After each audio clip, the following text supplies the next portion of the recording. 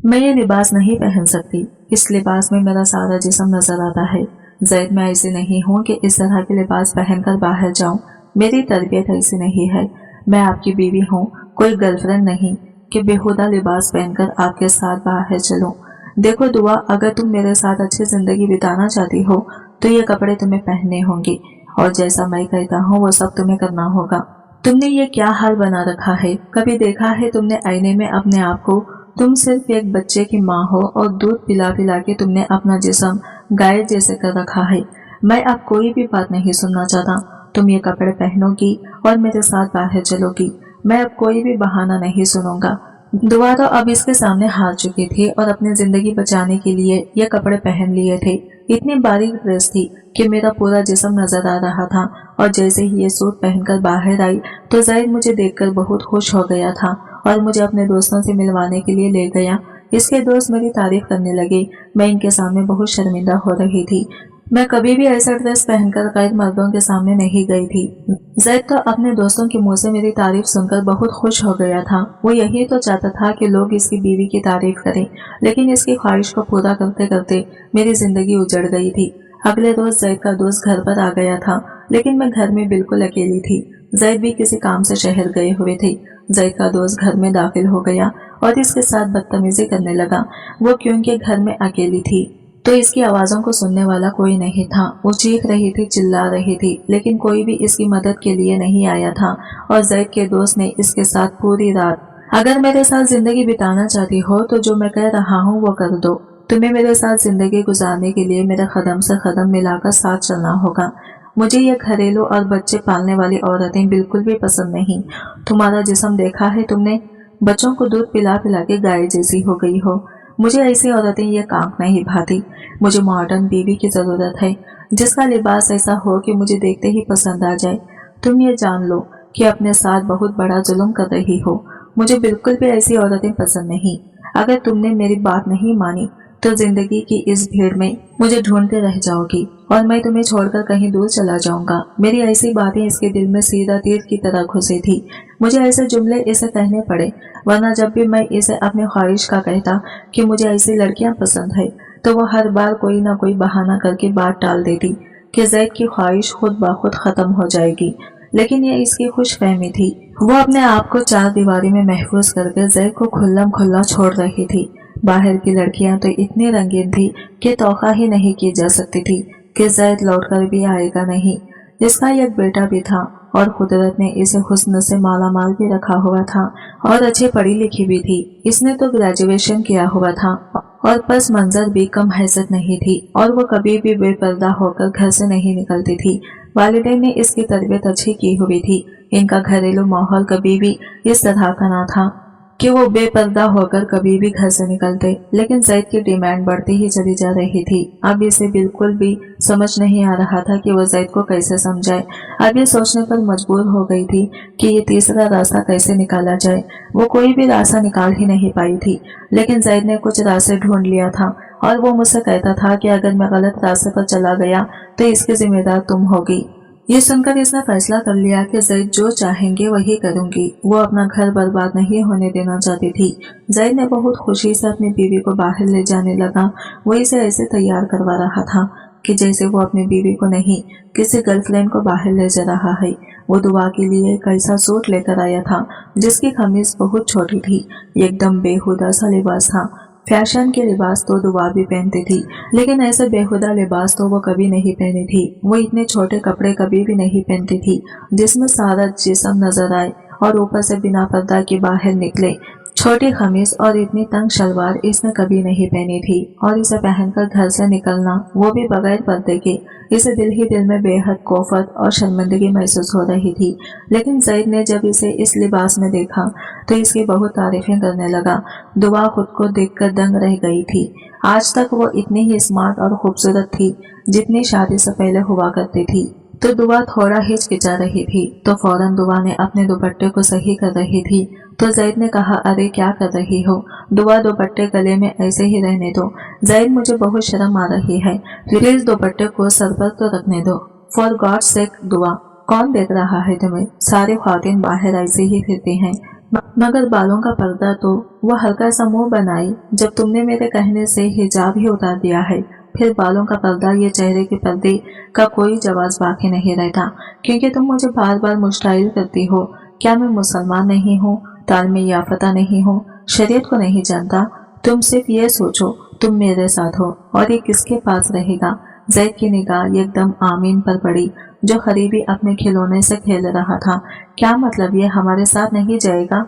तुम इसे संभालोगी या मुझे कंपनी दोगी? ऐसा करते हैं, इसे इसके नानों के यहाँ छोड़ देते हैं, आते हुए ले लेंगे। दुआ ने ये सोचकर हामी भर ली। वो पहली बार जिस हुलिये में घर से निकल रही थी, बेहतर यही है आमीन को अम्मी की तरफ छोड़ दें। आमीन शरारती और बेचैन तबीयत का मालिक था। ऐसा न हो कि इसे शर्मिंदगी से दो चार होना पड़े। वो हर किस्म के खानों से वाकिफ थी।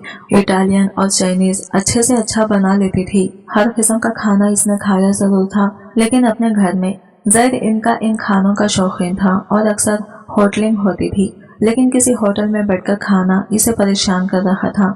लेकिन जब इसने आदम की तरफ देखा तो वो बहुत खुश और कॉन्फिडेंट है, तो वो इसका साथ देने लगी और फिर ये रोज का मामूल बन गया। दुआ ने वाजा महसूस किया, इसके बदले हुए अंदाज की वजह से जैद की मोहब्बत इसके लिए वल्हाना होने लगी है।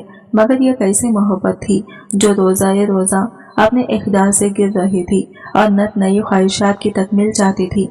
बसूरत दीगर सिर्फ लड़ाई थी।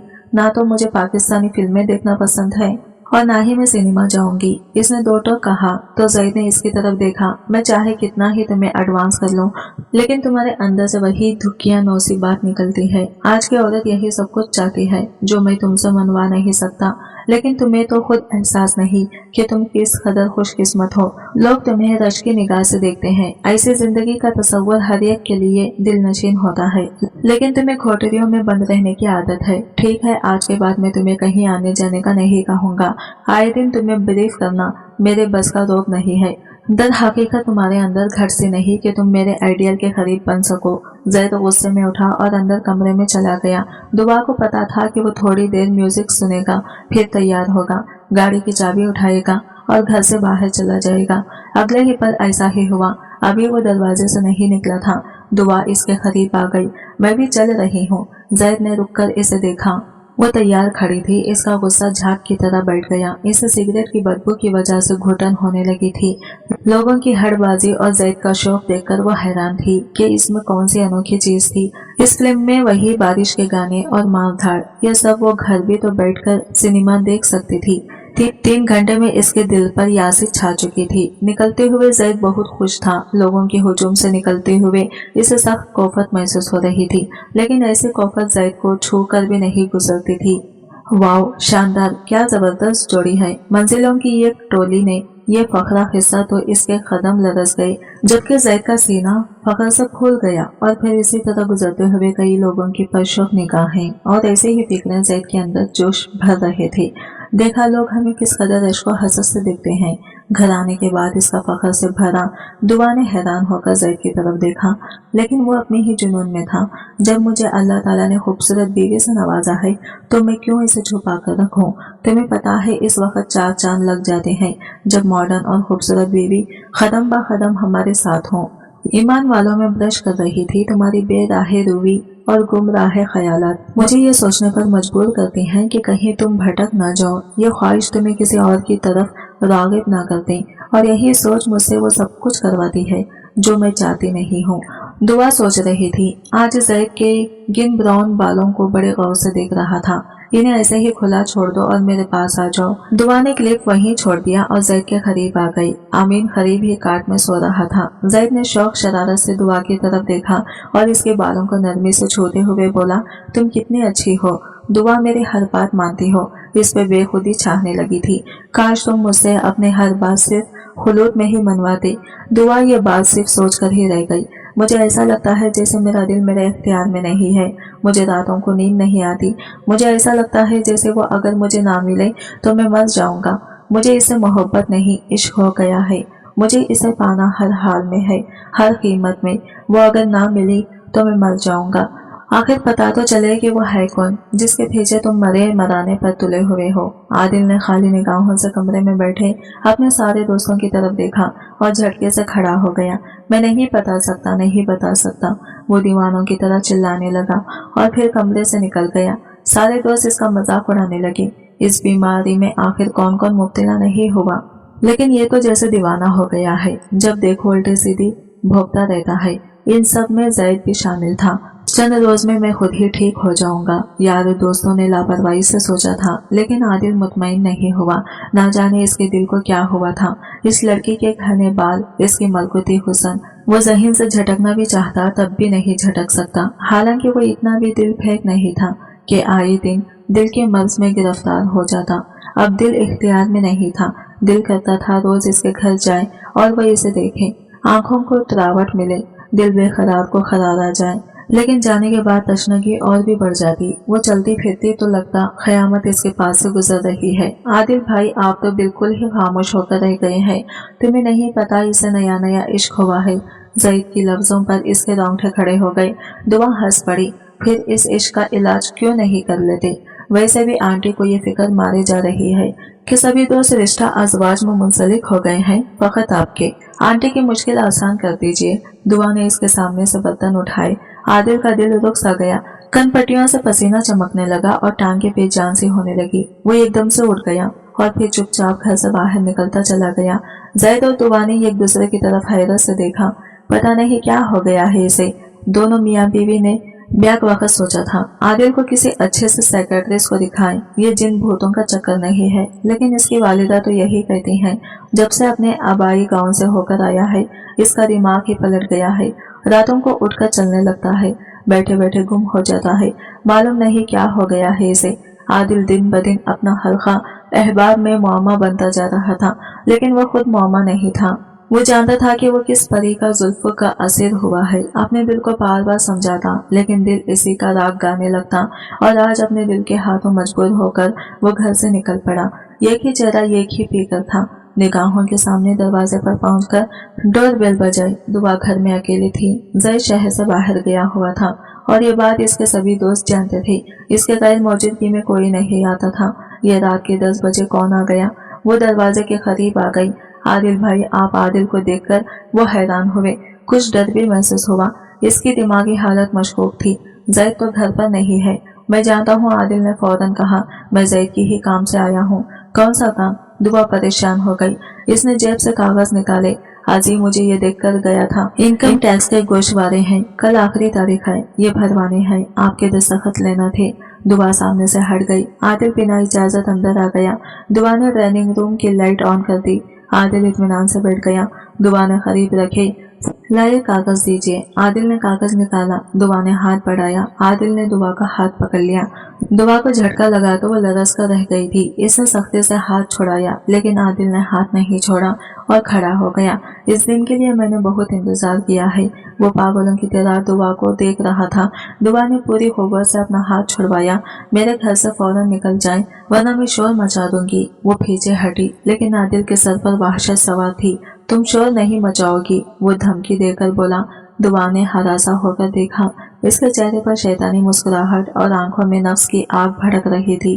तुम्हारा दिमाग चल गया है। मैं तुम्हारे दोस्त की बीवी हूँ, भाभी कहते हो तुम मुझे। दुआ की बात पर आदिल कहने लगा कि बोला सभी तुम्हें भाभी कहते हैं, लेकिन सारे हरामखोर तुम्हें छुपके छुपके पसंद करते हैं। जब से तुम हम सबके सामने आई हो, सर के बालों से लेकर पाँव की एड़ियां तक की सभी तारीफें करते हैं और आहें भरते हैं, लेकिन मेरे मन में बस गई हो तुम। आज तुम्हें मैं छूना चाहता हूँ। गमो गुस्से से दुआ कांपने लगी और इसकी आंखों से आंसू निकलने लगे। आपका दिमाग चल गया है। आदिल भाई, वो रो पड़ी। दिमाग नहीं, दिल फिर गया है। तुम्हारी तरफ वो खुद समझाया है, मगर नहीं समझता। इसने फूटी से दुआ की तरफ बढ़ना चाहा। दुआ बाहर की तरफ भागी। वो पीछे दौड़ा, मगर सामने मेज आ जाने की वजह से लड़खड़ा कर गिर पड़ा। दुआ अपने बेडरूम में घुस गई और अंदर से लॉक लगा लिया।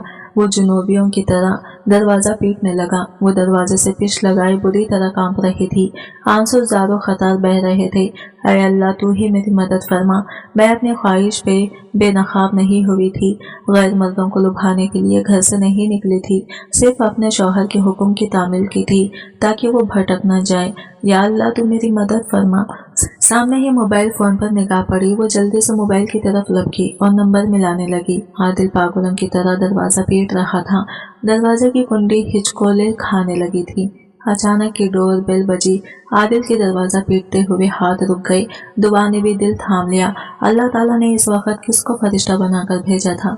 इसने जल्दी से दरवाजे की कुंडी की तरफ देखा जो मजीद 2-1 झटकों में गिरने वाली थी। डोरबेल मुसलसल बज रहे थे। आदिल बाहर दम साधे खड़ा था और दुआ अंदर। दुआ की मोबाइल की बेल बजे। जैद के जैद वो पागलों की तरह बोली, तुम इस वक्त शहर से बाहर हो और मैं तुम्हें मदद के लिए भी नहीं पुकार सकती।